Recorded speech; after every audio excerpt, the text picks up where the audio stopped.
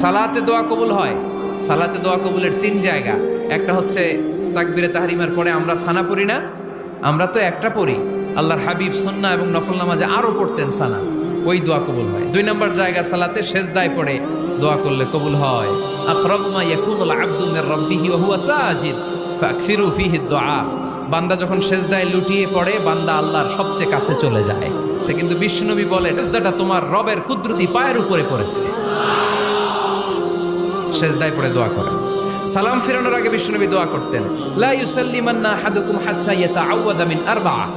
আল্লাহর হাবিব বললেন 4 জিনিস থেকে পানাহ না আছে আমার কোন উম্মত যেন সালাম না ফিরায়। তারা যেন পড়ে আল্লাহুম্মা ইন্নী আউযু বিকা মিন আযাবিল কবর, আউযু বিকা মিন আযাবি জাহান্নাম, আউযু বিকা মিন ফিতনাতিল মাহইয়া ওয়াল মামাত, আউযু বিকা মিন ফিতনাতিল মাসিহিদ দাজ্জাল।